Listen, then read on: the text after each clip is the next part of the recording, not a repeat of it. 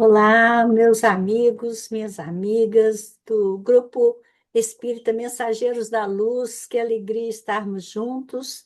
Nesta oportunidade, estamos transmitindo à distância, fazendo uso da tecnologia que atualmente pode nos aproximar, nos viabilizar esse encontro, apesar das distâncias, mas sabemos que quando nos conectamos numa mesma onda, buscando reflexões e fazendo com que nossos pensamentos se reúnam, nós estamos num campo magnético específico que tem o amparo dos mensageiros do bem, dos bons espíritos que nos assessoram.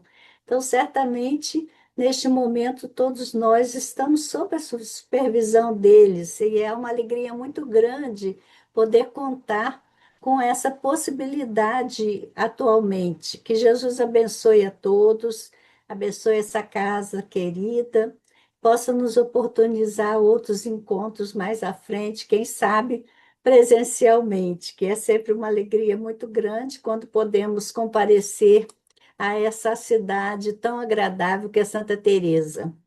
Então, nosso tema de hoje tem o título de uma lição do livro, que é Jesus no Lar.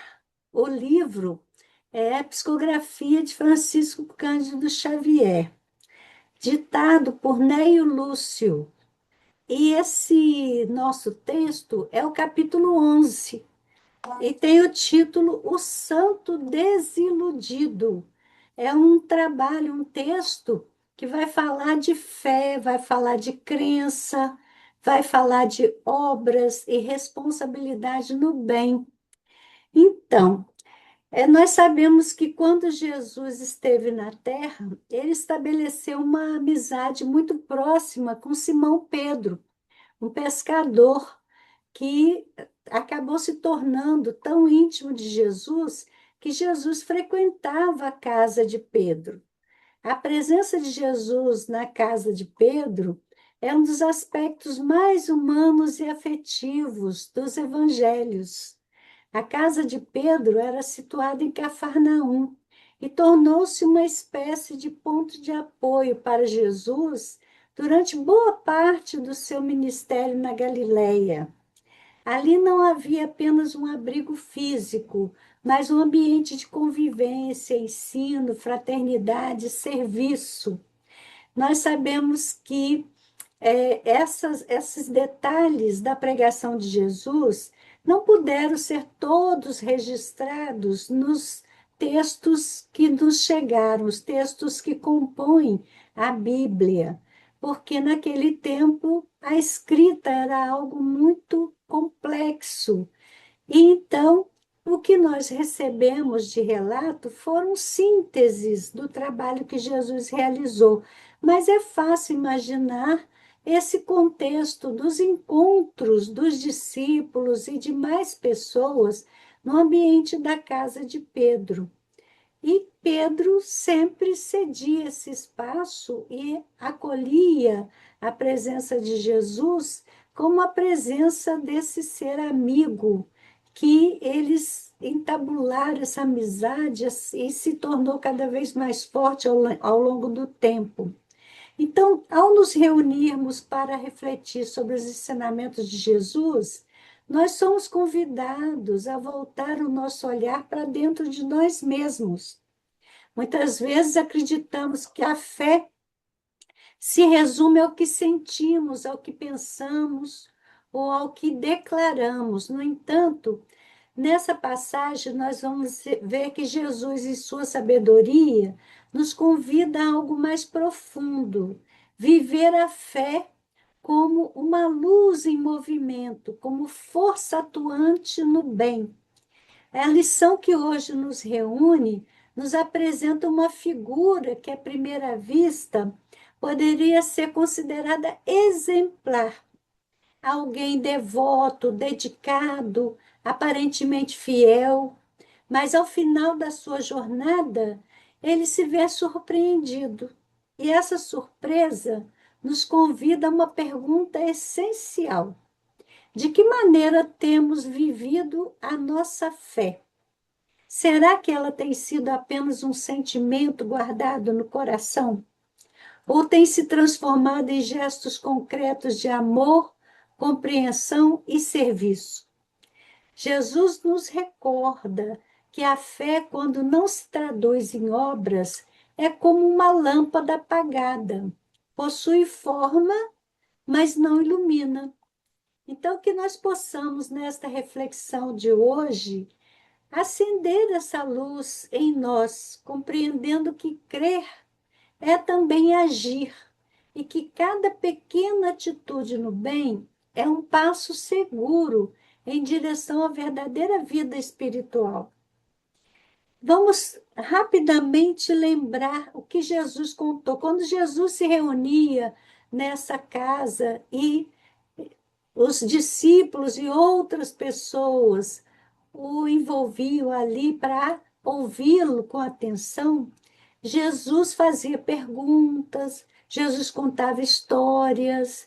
Nesta oportunidade, ele conta uma parábola, e essa parábola não foi anotada nos textos que nos chegaram, nos registros dos evangelistas, mas é uma narrativa que, em síntese, o enredo é bem simples.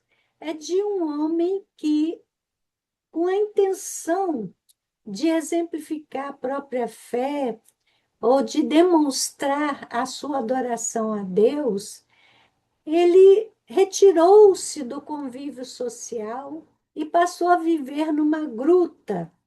E nessa gruta ele vivia de uma forma muito simples e apenas orando. Então, à primeira vista, toda a comunidade em torno passou a admirar muito aquela atitude, achar que esse homem era um santo. Por isso, ele ficou com uma boa consideração da comunidade e a comunidade passou a consultá-lo para tudo o que queria fazer. Só que a sua maneira de demonstrar a sua crença era uma maneira de alguma forma ociosa, porque ele não realizava nada. E não realizava, e também passou a desestimular os companheiros em suas realizações. Cada projeto que era apresentado, ele encontrava um foco de mostrar que aquilo não era adequado, porque era uma demonstração de orgulho, porque era uma demonstração de luxúria, porque era uma coisa que iria desviar a pessoa das orações e da adoração a Deus, e ele então sempre desmotivava as pessoas de qualquer realização, achando que todos deviam fazer como ele, livrar-se do convívio social, isolar-se e ficar só orando. Então, aconteceu que quando ele desencarnou, ele teve uma surpresa muito grande. Ele achava que seria acolhido com grandes honras no mundo espiritual e ele se viu numa condição de sofrimento e limite no mundo espiritual. E só neste momento que ele recebeu as explicações de que a sua atitude tinha sido inadequada. Ele não fora um assassino de corpos, mas ele matara as esperanças, as iniciativas, qualquer trabalho que a pessoa quisesse fazer no bem, ele desmotivava. Então, de alguma maneira, ele matou nas pessoas algum impulso do bem. Então, vejam que coisa interessante que é essa parábola. O ponto central dessa parábola é a crença que a pessoa quer exemplificar como fé, mas ela está vivendo apenas na aparência. Ela não está vivendo em profundidade esse desenvolvimento da fé. Então, uma coisa que o Espiritismo nos ensina é muito importante que a gente considere é o seguinte: a crença não é a fé. A crença, quando você crê em alguma coisa, por motivos vários, você pode descrer no momento seguinte. Mas a fé não, a fé é um potencial. Quando esse potencial é desenvolvido, ele vai gerar modificação substancial na pessoa e também na sua relação com os outros e com o meio. A nossa crença pode ser uma facilitadora do desenvolvimento da fé, ou não, depende de que tipo de crença é essa. Por isso que Kardec destaca a importância da fé raciocinada. É uma crença em que você tem a condição de usar a sua razão, de analisar, de buscar fundamentos seguros para aquilo em que você crê, essa crença tem maior possibilidade de levar você ao desenvolvimento da fé verdadeira, como diz Kardec, que é aquela que pode encarar a razão face a face. Então, tem algo que nós chamamos de fé e misturamos com crença, que é uma aceitação de postulados dogmáticos que muitas vezes não se sustentam diante de uma elaboração racional.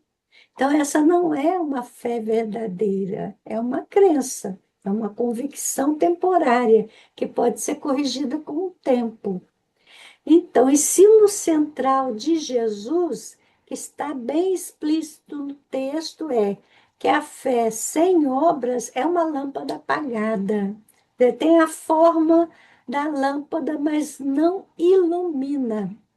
Então, esse ensino também está muito claro num outro texto bíblico, que é a carta de Tiago. Tiago é aquele parente de Jesus que ficou responsável pela casa do caminho. Depois que Jesus retornou ao mundo espiritual, os seus discípulos fundaram uma instituição em Jerusalém que ficou sendo chamada Casa do Caminho. E Tiago era o responsável pelo funcionamento dessa casa.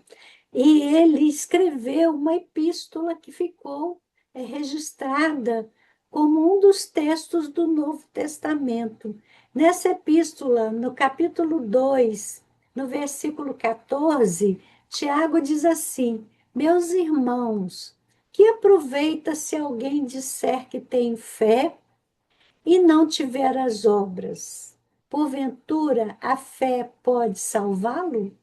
Então, é bem claro o que Tiago está falando, confirmando o ensino de Jesus. A pessoa diz que tem fé, na verdade, ela tem uma crença.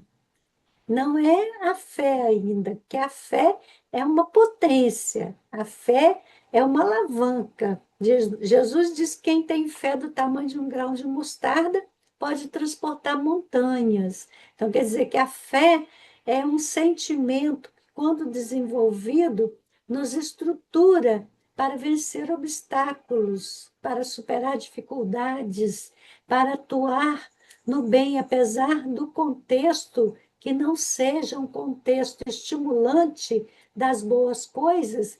Quem tem esse sentimento desenvolvido, ainda que seja um pouquinho, consegue superar essa dificuldade. Esse é o ensino síntese dessa passagem, dessa parábola que nós estamos trabalhando aqui. Então, a fé, na verdade, é uma confiança ativa e é um sentimento que nos movimenta em direção ao bem. E quando se fala fé sem obras é morta ou é uma lâmpada apagada, nós estamos tendo obras no sentido de cotidiano, ação e uma ação específica, não é qualquer ato, é uma ação que implique relacionamento com os outros com base no amor fraterno. Na verdade, nós estamos falando da caridade.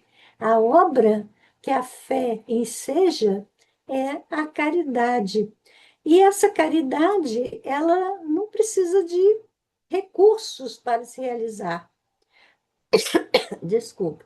Muitas vezes, essa caridade significa atitudes simples, como ouvir alguém, acolher a pessoa, prestar um serviço que esteja ao nosso alcance. Então, a ideia-chave dessa parábola é: não basta crer, é preciso que essa crença se estruture de uma maneira fundamentada para que nós possamos viver o que é proposto em relação às mudanças internas e externas no nosso relacionamento. Qual que é o risco de uma devoção sem esse equilíbrio? Que é o caso do santo desiludido. O santo desiludido, ele achava que ele estava fazendo certo, mas a fé, no caso dele, o que ele identificou como fé, é uma a crença que levou ao isolamento, ao julgamento dos outros e à fuga das próprias responsabilidades. Quando nós nascemos no mundo, esse mundo é o nosso espaço de aprendizado, nós estamos comprometidos, nós temos deveres relacionados com o contexto onde nós nascemos. Nós temos dever com a família que nos acolhe, nós temos o dever com a família que nós constituímos, nós temos um dever com nossa própria evolução, nosso próprio aprimoramento, nós temos um dever com a sociedade onde nós estamos vivendo. Então, isolar-se da sociedade a pretexto de ficar só orando e não se contaminar com o pecado alheio, não resulta na obtenção das metas do planejamento encarnatório. A pessoa simplesmente estacionou. Então, no caso do santo ali, ele não só estacionou, quanto ele desestimulou as ações dos outros, acreditando que aquela atitude de isolamento, de oração, simplesmente resolvia a questão. Você veja como que é alguma coisa bem complicada essa questão da interpretação que nós fazemos dos ensinos espirituais. Desde que o mundo é mundo, Deus tem enviado mensageiros para nos ensinar. E esses mensageiros trazem a, o conteúdo adequado para o ensino, só que esse conteúdo tem que ser vestido na linguagem que o povo usa. E essa linguagem, ela enseja múltiplas formas de ler um mesmo texto. E nem sempre a nossa interpretação nos leva àquela atitude que significa crescimento para nós e para os outros. Então, o santo desiludido, ele representa alguém que se iludiu, porque se você não está iludido, você não tem como se desiludir, não é? Ele só se desiludiu porque ele foi iludido pela sua própria leitura das proposições da religião, da religiosidade, dos conteúdos espirituais. E, na verdade, ele tinha essa atitude de isolamento buscando uma recompensa depois da morte, sem que ele tivesse feito qualquer esforço de construção do bem. Ele simplesmente deixou de fazer o mal. Mas os espíritos são claros em relação a isso, quando falam com Kardec, que não basta não fazer o mal, é preciso fazer o bem na condição que nós tivermos de fazer, com toda a nossa possibilidade de fazer, no limite das nossas forças. Então, é preciso que nós compreendamos bem o ensinamento para que essa compreensão nos leve a superar os obstáculos na realização da tarefa que nos cabe. Porque o mundo de provas e expiações, ele é um mundo que não nos auxilia, não nos incentiva o desenvolvimento dos valores espirituais. O mundo gera uma ilusão, a ilusão de que o bom é isso aqui, o bom são as coisas materiais, e nós ficamos muitas vezes enredados nessa ação contínua para conquistar mais bens, achando que a nossa felicidade está em ter coisas. Isso é uma ilusão. A pessoa pode ter tudo, conquistar tudo que quis e nem por isso se sentir feliz, porque nada do que é material vai preencher o vazio que existe no íntimo da criatura pela ausência do desenvolvimento dos valores espirituais. Nós somos espíritos, nós não somos o corpo. Então, o santo desiludido, ele se desiludiu só depois da morte. Se ele tivesse se desiludido ainda encarnado, ele poderia reverter essa situação, mudar totalmente o quadro. Mas ele só se desiludiu depois que desencarnou. Então, o que acontece quando alguém percebe no mundo espiritual que errou? Essa pessoa vai ter que começar de novo. Ele veio numa encarnação com um propósito, uma tarefa, e não realizou porque estava iludido. Então, no mundo espiritual, se deu conta disso. Então, a partir da consciência, ele pode, na outra encarnação, voltar e realizar a tarefa que ficou para trás. Então, o ponto de alerta desse texto é o seguinte: não desanimar o outro. Se ele tivesse só ficado iludido ele mesmo e não tivesse criado uma intervenção na vida dos outros que acabou resultando em paralisação de muitas ações do bem, ele teria menos responsabilidades. Mas ele, além de não realizar, ele gerou uma onda de desestímulo a que os outros realizassem. Veja só. Então, a frase-chave da lição: desanimar os outros é um dos maiores pecados, entre aspas, pecado no entendimento espírita, não é ofensa a Deus. No entendimento espírita, pecado é equívoco, é errar o alvo.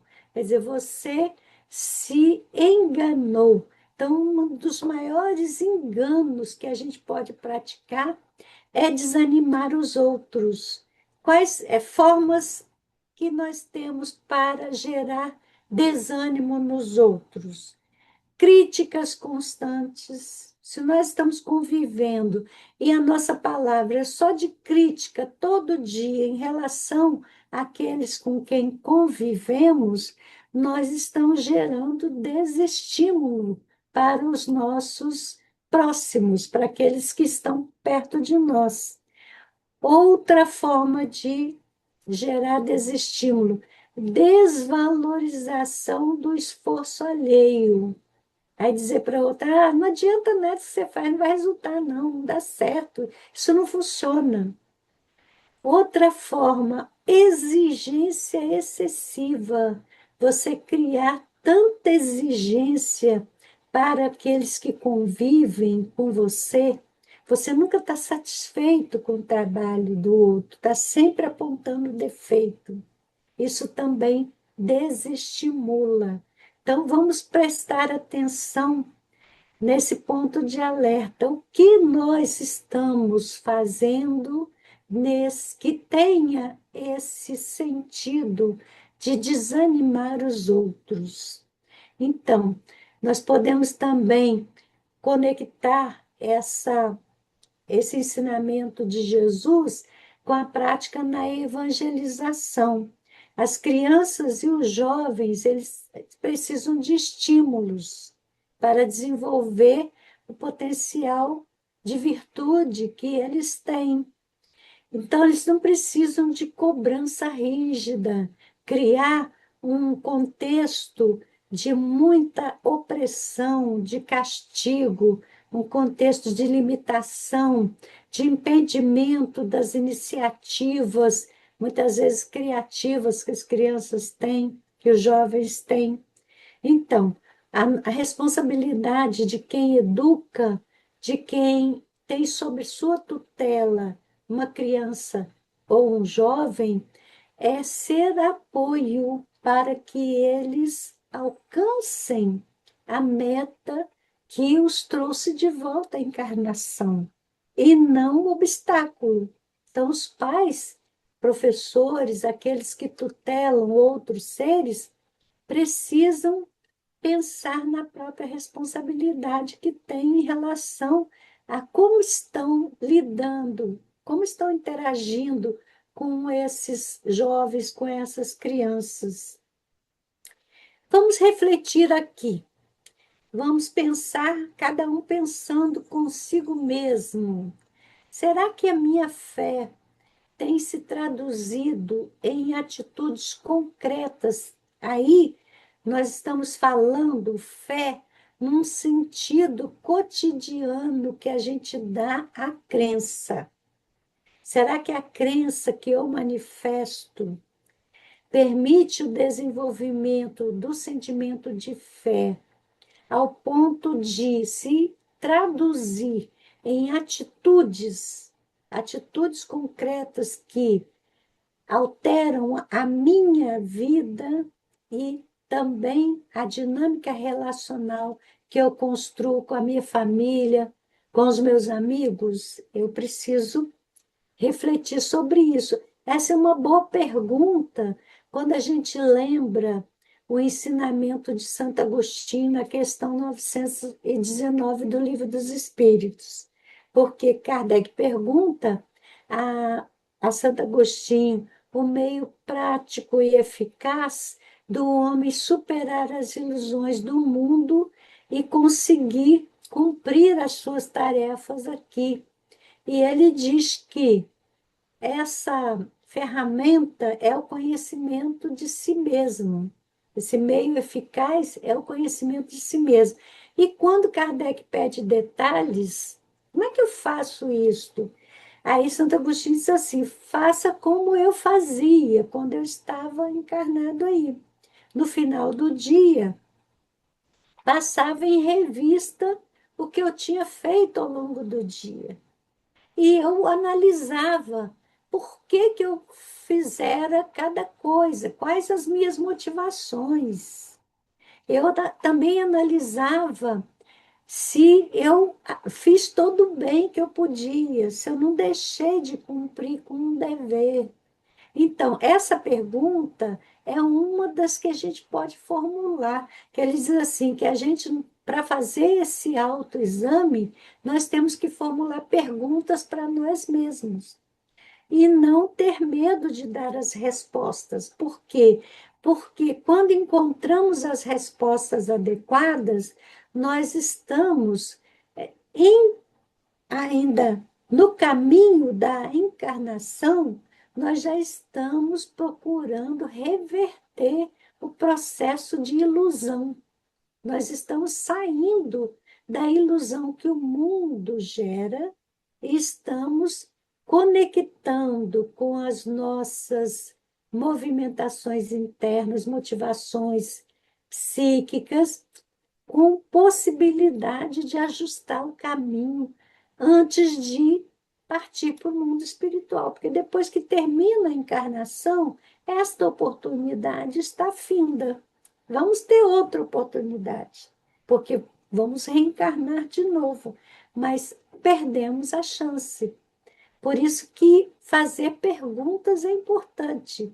Uma outra pergunta que a gente pode fazer na hora desse momento de autoavaliação. Eu tenho incentivado ou desanimado os outros? Quando alguém me traz um sonho, um plano, um projeto, como que eu estou reagindo? A minha fala é no sentido de que ele observe, que ele analise e possa ter segurança na sua realização, verifique a possibilidade, inclusive que ele conte com o nosso apoio na medida do que pudermos ajudar? Ou nós estamos dizendo, ah, não, isso não dá certo, nem adianta, é dar murro em ponta de faca, você não vai conseguir. Será? Como é que nós estamos agindo? Outra pergunta importante. Como posso transformar pequenas ações em obras do bem?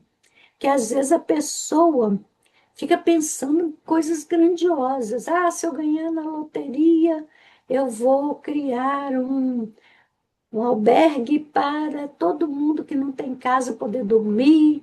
Eu vou criar um restaurante popular para todo mundo que está na rua poder comer. Mas essa coisa de quando eu ganhar na loteria, ou se eu, isso é uma ilusão que às vezes pode se realizar, às vezes não. Não estamos pensando aqui em coisas grandiosas. Se a gente pensar numa meta mais alcançável, uma coisa simples, escolher uma atitude concreta de caridade para a semana. Essa semana eu vou ouvir as pessoas com mais paciência. Essa é uma sugestão bem boa, porque muitas vezes a gente não tem tempo nem de ouvir a pessoa que convive conosco. Às vezes não nos permitimos esse ato de caridade. E são coisas simples, mas que podem mudar a dinâmica relacional em nossa família. Veja como esse texto nos traz tanta oportunidade de reflexão. No final da parábola, veja bem, a última frase de Jesus, ele diz assim: plantemos a crença e a confiança entre os homens, entendendo, entretanto, que cada criatura tem o caminho que lhe é próprio. A fé sem obras é uma lâmpada apagada. Nunca nos esqueçamos de que o ato de desanimar os outros nas santas aventuras do bem é um dos maiores pecados diante do poderoso e compassivo Senhor. Então, nós devemos ter uma manifestação verbal que possa dar às pessoas com quem convivemos confiança em si mesmas, confiança em Deus. Nós podemos compartilhar com as pessoas as nossas convicções espíritas. Por que que nós cremos nas orientações dos seres espirituais? Porque quando vamos estudar o espiritismo, fica claro para a gente que o espírito é um ser real. O espírito não é um fantasma, um espírito não é uma centelha, alguma coisa abstrata. O espírito é um ser que continua evoluindo, só não tem corpo físico. E as nossas relações com os espíritos, elas são mantidas, mesmo quando estamos encarnados e eles desencarnados. Existem meios, a gente chama mediunidade, é um meio de tomar contato com os seres espirituais. Essas experiências foram repetidas muitas vezes, se evidenciaram sem qualquer dúvida. Então, nós temos condições de avaliar a característica do espírito com o qual nós estamos interagindo, porque Kardec dá toda a orientação no Livro dos Médiuns para nós sabermos observar o conteúdo da comunicação, não ficar preso à forma, não ficar preso ao nome que assina a mensagem, mas observar o teor do texto para ver se são elaborações que provêm de uma fonte boa. É sempre aquela metáfora muito interessante que Jesus criou, né? Uma boa árvore não dá mau fruto. Então, nós, pelo fruto, podemos conhecer a árvore. Então, é simples. O importante é que a gente não seja alguém a ficar na superfície das coisas. Vamos analisar, vamos observar, vamos compartilhar. Quando tratamos esses temas em grupo, nós temos mais chance de acertar. Então, o que, que a lição de hoje nos diz? Nos diz que a fé viva é fé que ilumina. Então, essa fé, ela é um potencial que nós podemos desenvolver. Se nós temos uma crença que está fundamentada na convicção, numa base segura, essa crença nos propicia o desenvolvimento dessa fé. Porque fé implica relacionamento com Deus, relacionamento com o mundo espiritual, implica confiança.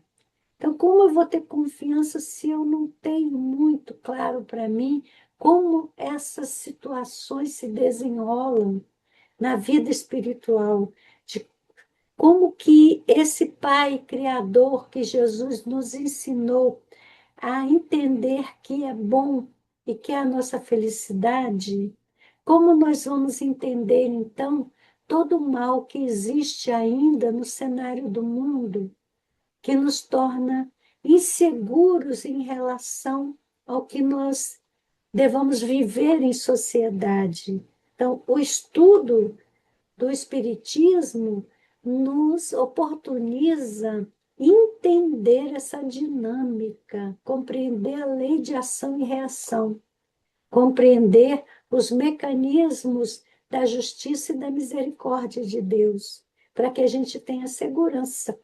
E tendo segurança, desenvolvamos o nosso potencial de fé, para que a gente possa enfrentar as dificuldades do mundo ainda tão turbulento nessa transição que nós estamos vivendo. Então, vejam bem que essa lição nos oportuniza também um outro foco muito interessante, porque nós estamos no mês de maio. O mês de maio é um mês especial, assim, porque na nossa cultura, o mês de maio foi um mês escolhido para homenagear as mães. E dentro desse propósito da homenagem às mães, é um mês que se homenageia Maria, mãe de Jesus. É um mês chamado Mês das Noivas. Geralmente, a escolha desse mês para o casamento é muito frequente, é chamado Mês das Noivas. E aqui no Espírito Santo, o mês de maio, ele envolve uma data muito especial.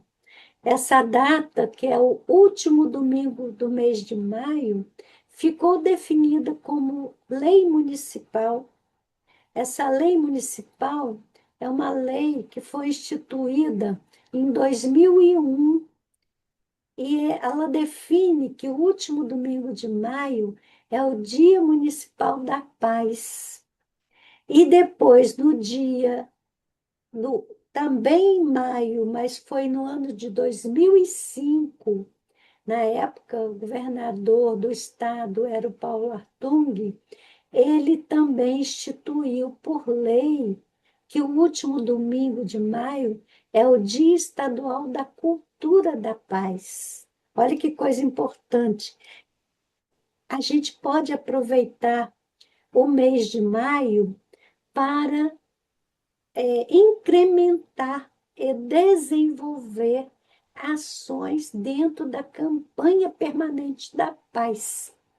A Federação Espírita Brasileira lançou essa campanha no final do século passado, a campanha Construamos a Paz Promovendo o Bem.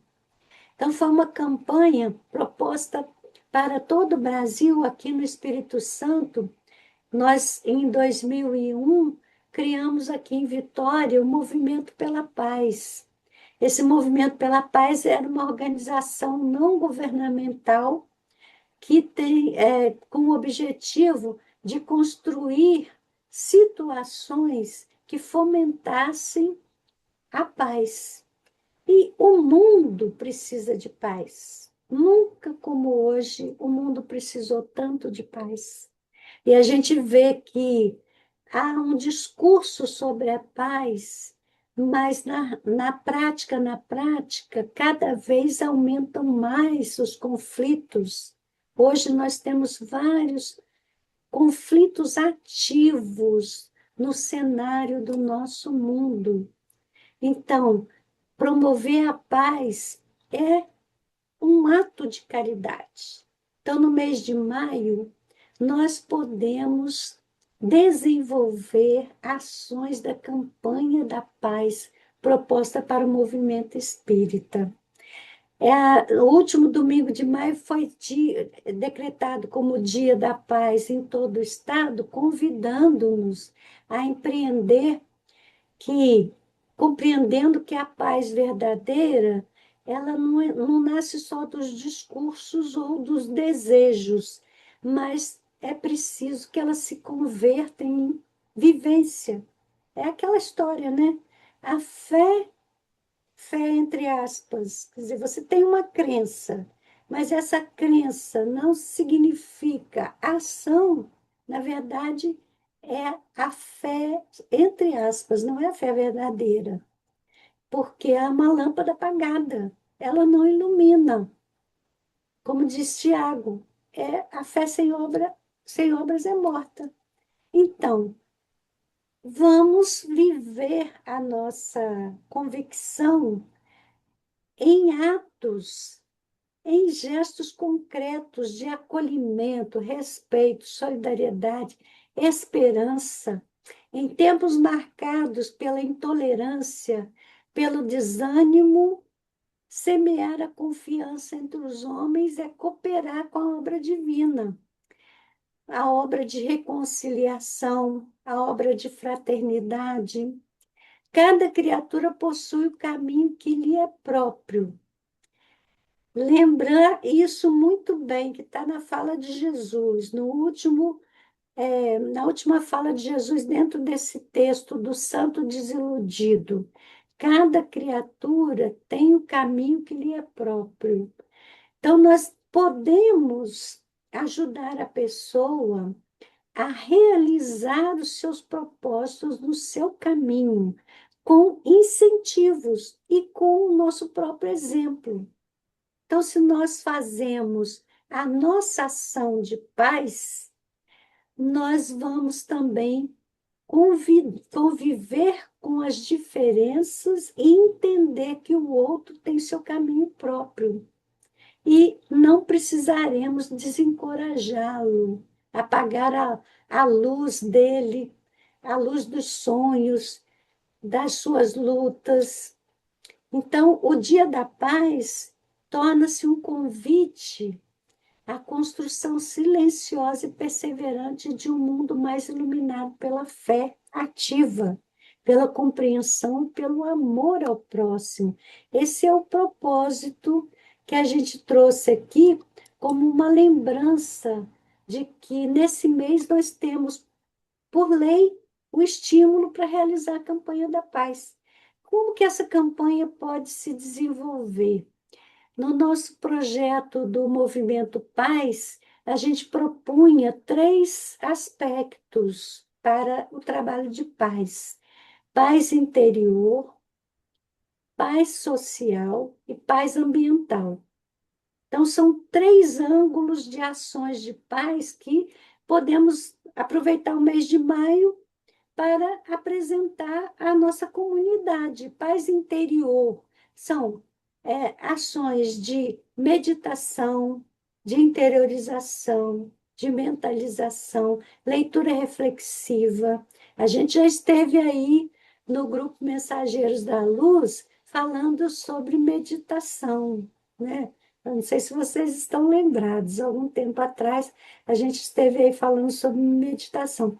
E a meditação é um propósito de construir a paz interior, tranquilizar, sair da ansiedade, sair da angústia, serenar o mundo interno. Então, se você tem paz interior, você tem serenidade para a convivência. Então, paz social. A paz social, ela vai ser construída quando nós desenvolvemos ação de apoio às pessoas que vivem em situações de fragilidade e vulnerabilidade social. Por exemplo, pessoa que tem insuficiência de recursos para uma alimentação equilibrada. As casas espíritas desenvolvem aquela ação tradicional da campanha do quilo, que é a arrecadação de alimentos para oferecer reforço à alimentação das famílias que não têm como manter uma alimentação equilibrada. Essa é uma forma de paz social. Você conseguir diversas campanhas, enxoval do bebê, agasalho, o movimento espírita é criativo nessas campanhas da paz social. Tanto é que o movimento espírita brasileiro, ele se desenvolveu mais pelo ângulo da ação de assistência e promoção social. Desde o começo que se instalou o movimento espírita no Brasil, esse lado de oferecer apoio para a pessoa em fragilidade social foi o que mais estimulou e mobilizou pessoas para construírem hospitais, para construir escolas, creches, campanhas de amparo à família carente. Essa é uma ação de paz social consistente. Mas também é uma ação de paz social você oferecer na casa espírita uma atividade de atendimento espiritual bem organizada.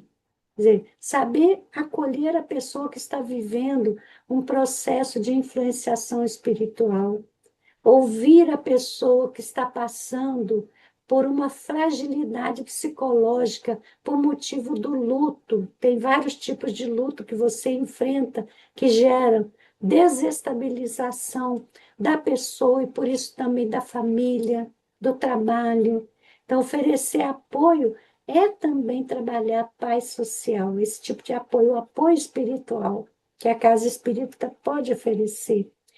E paz ambiental, quando a gente conscientiza a, a nossa comunidade a respeito de pequenos atos de reversão, de comprometimento do ambiente, do meio ambiente. A Federação Espírita Brasileira lançou agora uma proposta sobre o desenvolvimento de ações que beneficiem a ecologia.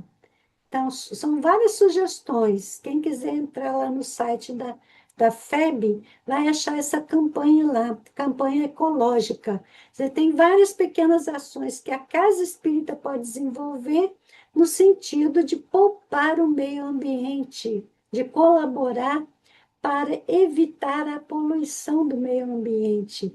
O homem precisa cuidar melhor da sua casa planetária. Quer dizer, o ser humano tem uma ação deletéria em relação ao seu meio ambiente. Então, isso é paz ambiental. Olha quantos trabalhos bonitos nós podemos fazer. E o mês de maio é o mês que a gente pode começar essas ações e vamos converter as nossas convicções espíritas, a nossa crença numa estratégia.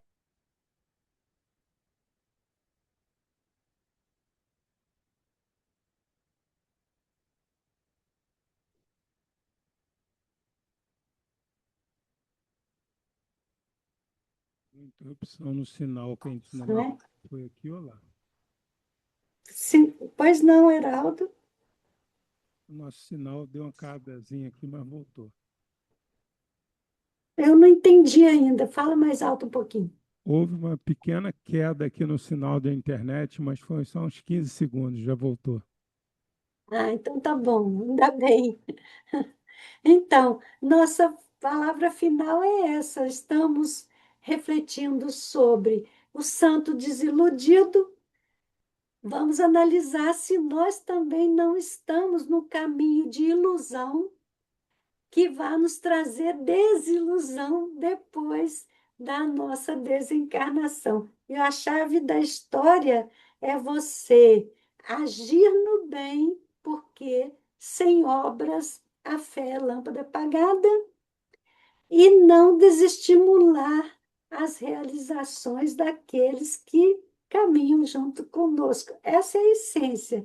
Se nós estivermos atentos quanto a isso, nós não teremos esse mesmo destino do nosso personagem principal do conto, dessa parábola de Jesus, o santo desiludido.